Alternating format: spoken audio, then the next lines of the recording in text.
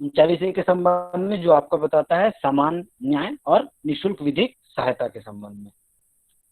तो यहाँ पे जो 39A को, इसके लिए आपको याद रखना है कि 39A कब जोड़ा गया था आपका, संविधान के 42वां संशोधन अधिनियम 1976 की धारा 8 के द्वारा। उस 42nd अमेंडमेंट एक्ट 1976 से आपका ऐड किया गया था 39A। 39A की जो बातें हैं उसको समझने का प्रयास कीजिए। समान न्याय और निःशुल्क विधिक सहायता की बात की। तो समान न्याय जो यहाँ पे शब्दावली दी गई है, जो शब्द का प्रयोग किया गया है, उसको आप पहले समझिएगा कि समान न्याय क्या होता है। समान न्याय के संबंध में क्या होता है कि देखिए, आपने पहले की जो धारणा है कि जो बड़े बूढ़े मिलकर क्या गांव में रहते थे और वहाँ की गांव की पंचायत में क्या होता था, सभी किसी भी मामले को आसानी से वहीं के वहीं निपटा लिया करते थे। तो उससे क्या होता था कि एक समाज, कोई भी जो एक व्यक्ति है जो गांव का निवासी होता था और जो चौपाल में बैठने पर क्या है, उनके बीच बराबर में सारी चीजें हो जाती थी और उनको क्या न्याय मिलता था। लेकिन क्या है, जो आज के समय में न्याय की जो अवधारणा जो बदली और जो न्याय क्या हो गया, एक खर्चीला होता गया और इसमें जो कई तरह की चीजें इसमें आ गई। ठीक है। और जो हम जानते हैं कि जो भारतीय समाज है, तो भारतीय समाज में जो क्या है, निर्धनता व्यापक रूप से है। ठीक है, निर्धनता का यहाँ क्या व्यापकता अधिक है। तो जब न्याय की बात करेंगे तो उसमें चीजें जो आती है आपकी, जब भी किसी कोर्ट में जाएंगे तो उसके लिए वकालतनामा, वकील का खर्च, वाद का खर्च, बहुत सारी चीजें होती है। तो इन सारी समस्याओं को देखते हुए 39A को जोड़ा गया कि समान न्याय की अवधारणा का क्या तात्पर्य है कि कोई व्यक्ति का कोई भी हो, चाहे पुरुष हो, स्त्री हो, उच्च वर्ग का हो, निम्न वर्ग का हो, ठीक है, गरीब हो, अमीर हो, तो सभी को क्या है, उनको क्या है, सभी को समान रूप से न्याय प्राप्त हो। साथ ही साथ क्या, अब इस न्याय की व्यवस्था को, समान न्याय की व्यवस्था को सुचारू रूप से चलाने के लिए उसमें क्या किया गया, एक निःशुल्क विधिक सहायता की बात कही गई है। तो इसी को हम समझने का प्रयास करते हैं कि क्या है इन 39A के तहत। तो 39A कहता है कि राज्य यह सुनिश्चित करेगा कि विधिक तंत्र इस प्रकार काम करे कि समान अवसर के आधार पर न्याय सुलभ हो और वह विशिष्टतया यह सुनिश्चित करने के लिए कि आर्थिक या किसी अन्य निर्योग्यता के कारण कोई नागरिक न्याय प्राप्त करने के अवसर से वंचित न रह जाए। उपयुक्त विधान या स्कीम द्वारा या किसी अन्य रीति से निःशुल्क विधिक सहायता की व्यवस्था करेगा की बात कहता है। तो इसमें क्या है, आपका जो मेन बातें हैं कि देखिए, ये जो निःशुल्क, तो इन्होंने जो समान न्याय की जो व्यवस्था को कायम रखने के लिए क्या है, अब जो समान न्याय की हम बात करते हैं, अर्थात क्या सभी को न्याय का जो अवसर हो वो क्या समान रूप से प्राप्त हो। ठीक है, केवल उनकी जो आर्थिक स्थिति है, कि उनकी जो आर्थिक स्थिति के आधार पर क्या है, वह न्याय से वंचित ना हो जाए।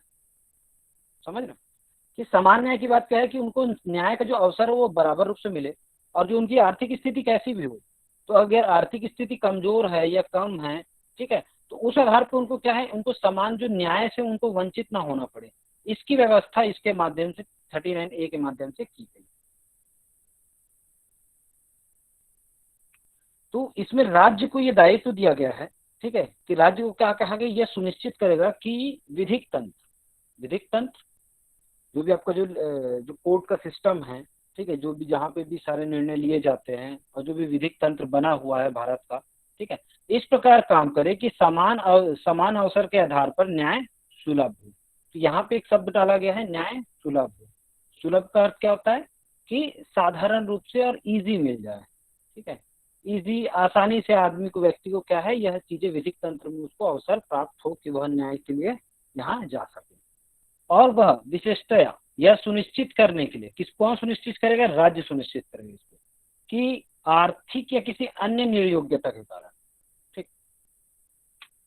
तो जो सामान्य न्याय की परिकल्पना है, तो उसमें क्या आता है, एक बहुत बड़ा तत्व आता है आर्थिक, या आपकी जो आगे की बात है अन्य निर्योग्यता। ठीक है, अन्य निर्योग्यता अर्थात कि वह विकलांग हो, या वो स्त्री हो, वो बालक हो, वो किसी प्रकार की मानसिक पीड़ा से ग्रस्त हो, तो वह क्या निर्योग होगा एक तरह से। तो ये क्या चीजें हैं, उस व्यक्ति को कभी आप इससे मतलब डिफ्रेंशिएट नहीं करेंगे, उसमें अंतर स्थापित नहीं करेंगे कि नहीं इसकी आर्थिक स्थिति कमजोर है तो हम इसको समान न्याय का अधिकार नहीं मिलना चाहिए। तो इसी के लिए राज्य के ऊपर यह दायित्व या कर्तव्य आरोपित किया गया है कि उसको यह सुनिश्चित करने के लिए कहा गया है कि आर्थिक या किसी अन्य निर्योग्यता के कारण कोई नागरिक न्याय प्राप्त करने के अवसर से वंचित न रह जाए और उपयुक्त विधान या स्कीम द्वारा किसी अन्य रीति से निःशुल्क विधिक सहायता की व्यवस्था करेगा। तो राज्य को क्या बोला गया है, इसकी पूरी बातों को जब हम समझते हैं तो क्या कहता है कि जब हम समान न्याय की की बात है तो ये किसका दायित्व है, आपका राज्य का दायित्व है। तो राज्य का क्या दायित्व है कि वो समान न्याय के अवसर उपलब्ध कराए। ठीक है, राज्य का दायित्व है कि वह अवसर उपलब्ध कराए। अब वो अवसर में क्या बोला गया कि यदि कोई दो प्रकार की बातें कही गई है, पहला कहा गया है कि आर्थिक स्तर या आर्थिक तत्व के बारे में सुन या कोई अन्य निर्योग्यता। ठीक, तो आर्थिक में क्या हो सकता है कि उसके पास पैसे की तंगी हो, धन की कमी हो। ठीक है, उसके पास क्या हो, आपकी धन की कमी हो, तो उसी आधार पे हम मानेंगे ना उसकी आर्थिक स्थिति। फिर जो अन्य निर्योग्यता की बात कही गई है तो वो क्या है, विकलांग हो, वो बालक हो, वो स्त्री हो, वो विधवा हो। ठीक है, या जो भी चीजें हैं तो ये नागरिकों के लिए यह किया गया है आपकी बातें। अब इसी चीज को दूर करने के लिए अब ये जो समस्या यहाँ पे पैदा हो गई आपकी, कौन सी समस्या, ये वाली जो आर्थिक और निर्योग्यता, जो अन्य निर्योग्यता है, तो इन्हीं के लिए क्या बोला है कि इन्हीं की सुनिश्चितता के लिए क्या बोला है कि कोई नागरिक इनको प्राप्त अवसर से वंचित ना रह जाए, कि उसको किसी आधार पे, तो उनके लिए, किनके लिए, ये जो आर्थिक और निर्योग्य हैं, ये दो प्रकार के जो लोग बचे। ठीक है, जो सामान्य नागरिक हैं उनको तो क्या है, व्यवस्था मिल सकती है, लेकिन जो आर्थिक और अन्य जिनके में निर्योग्यता है उनके लिए क्या बोला है कि कई प्रकार की स्कीम्स को का प्रारंभ किया जाए। स्कीम्स क्या है उसको मैं आपको आगे बताता हूँ।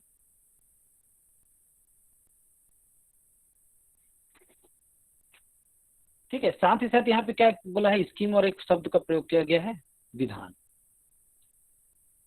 तो उनको क्या है, ये स्कीम और विधान के माध्यम से क्या है, जिनकी आर्थिक स्थिति जो कमजोर है या जो निर्योग्य है उनको ये स्कीम या विधान के द्वारा क्या है, अवसर प्रदान करने की बात कहता है। समझ आया यहाँ तक की चीजें। एक बार फिर से हम इसको देख लेते हैं क्या कहता है, पूरी तरह से आपको फिर क्लियर हो जाएगी चीजें। अब ध्यान से सुनिएगा इसको कि अनुच्छेद 39A जिसको कब लाया गया था, आपका 42nd अमेंडमेंट एक्ट के तहत,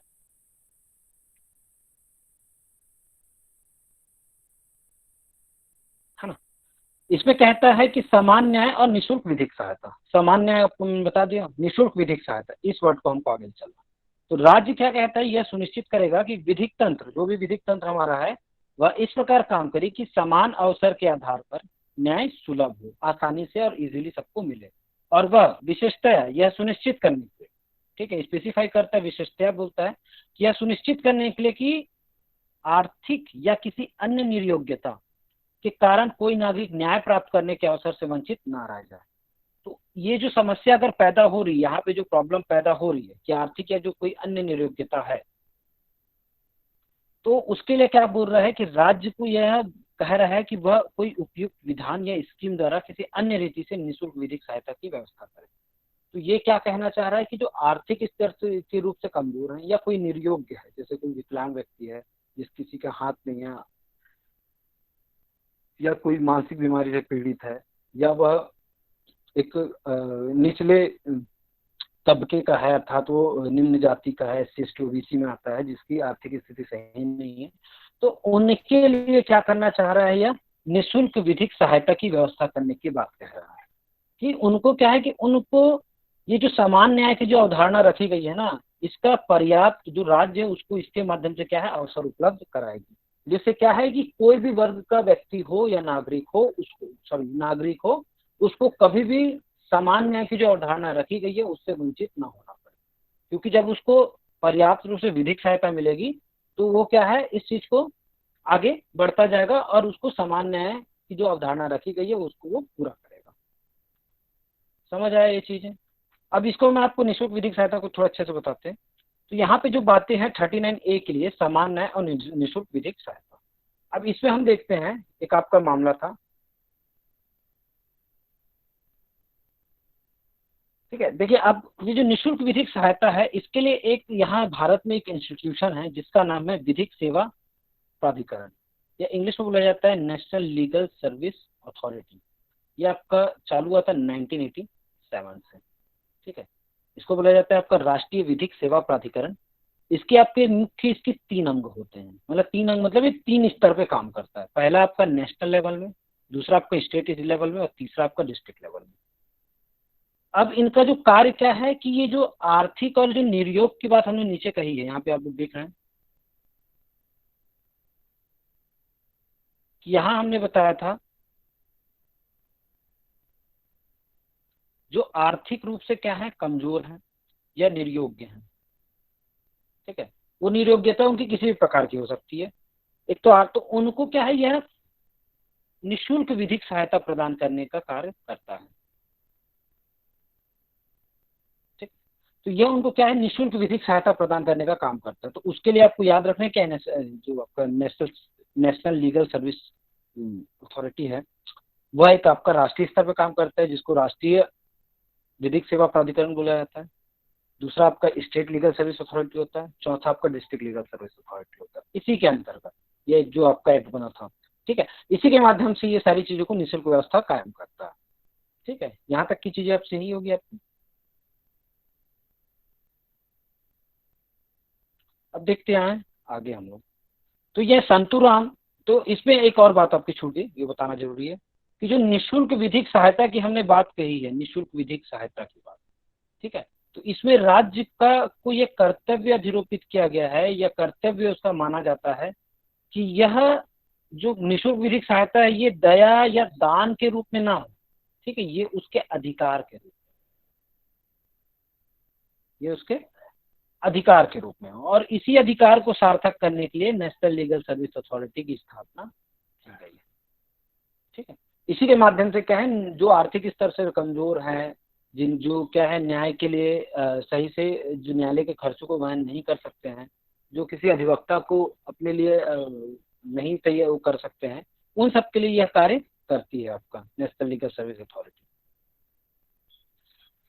तो आपको यदि आगे की कक्षाएं इसी प्रकार डीपीएसपी से रिलेटेड या कॉन्स्टिट्यूशन से रिलेटेड क्लासेस चाहिए, तो आपको हमारे चैनल के मेंबरशिप प्रोग्राम को ज्वाइन कीजिए, किसी भी प्लान को। Thank you.